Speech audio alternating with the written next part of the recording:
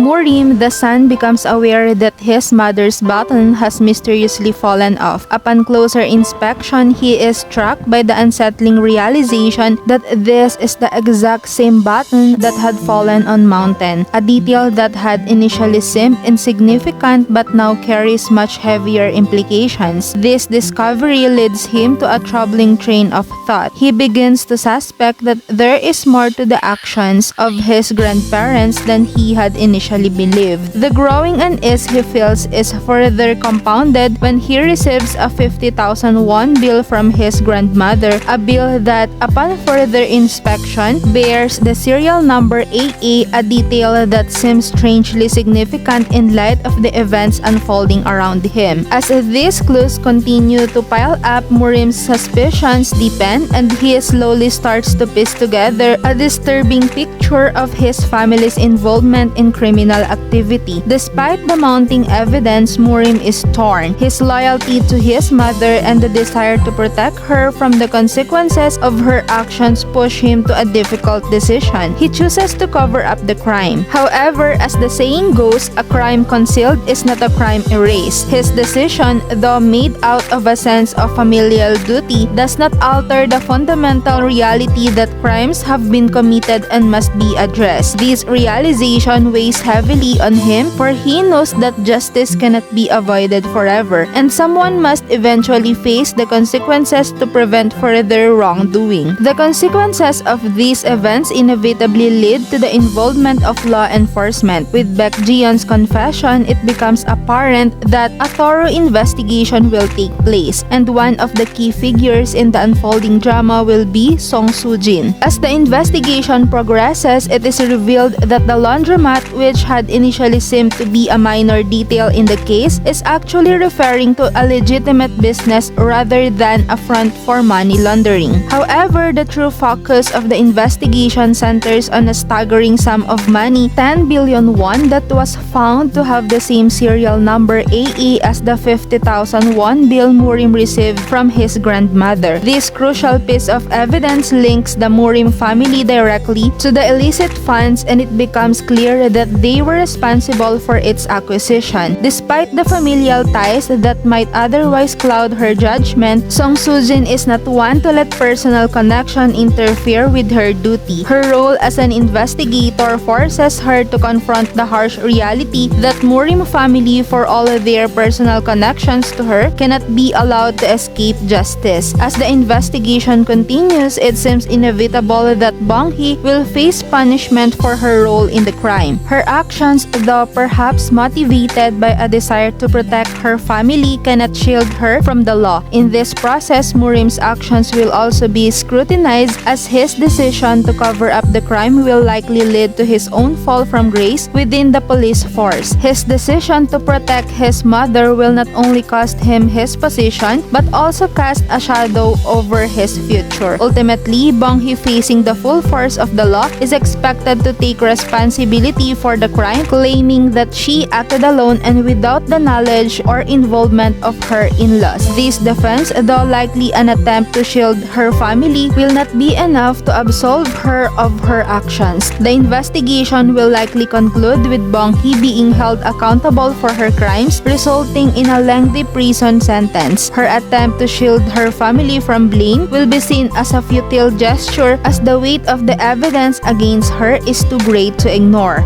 'Cause you are beautiful.